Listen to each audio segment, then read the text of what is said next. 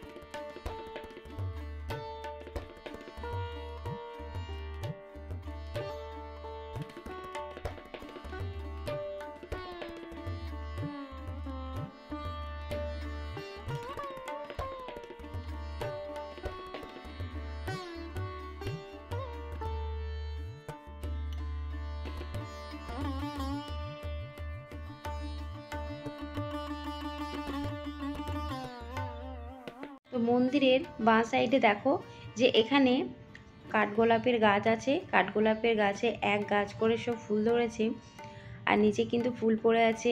অনেকেই সেই ফুল আবার মাথায় নিয়ে ছবি তুলছে, বেশ ভালোই লাগছে। আর এই পাশে দেখো গাছগুলোকে কাটিং করেছে কি সুন্দরভাবে, তাই না? আর এত ভালো লাগছিল দেখতে। তো এখানে তোমাদেরকে আর একটা জিনিস দেখাচ্ছি। তো এখানে দেখো আর একটা গাছকে কাটিং করেছে, দেখো ডি মতন করে দিয়েছে, কি ভালো লাগছে। আর এখানে আমি আমার ভয়েসটা দিয়েছি তার কারণ এখানে গান হচ্ছিল, যদি কপিরাইট আসে সেই জন্য এখানে আমি আমার ভয়েসটাই দিয়েছি। তো চলো তোমাদেরকে আরেকটু দেখিয়ে দিই যে এখানে কত সুন্দরভাবে কাজগুলো করা আছে। আর দেখতে পাচ্ছ এখনও পর্যন্ত রোদ কিন্তু আছে, এখনও কিন্তু সূর্য মামা ডুবেনি। তো এখানে কিন্তু এখন অনেকেই ছবি তুলছে, কেউ ভিডিও করছে, কারণ এখন সময় মতো সবার যে যার মতো এখন এখানে ছবি ফটো সব কিছুই এখানে তুলে নিচ্ছে। কারণ 6টার সময় বা 6টার পরে যখন মন্দির খোলা হবে তখন তো সেরকমভাবে কেউ ছবি আরে তুলতে পারবে না।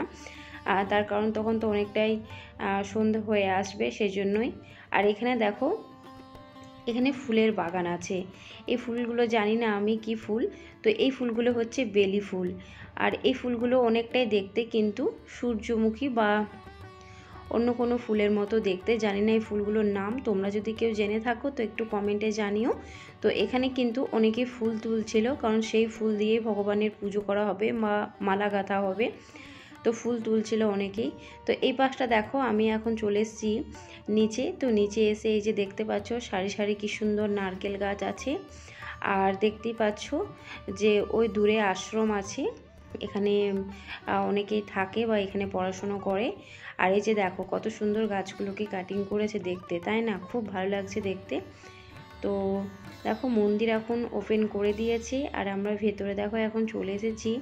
তো দেখো কি সুন্দর লাইটটা লাগছে, জ্বালিয়ে দিয়েছে। তো চলো ভগবানের দর্শন তোমরা করে নাও।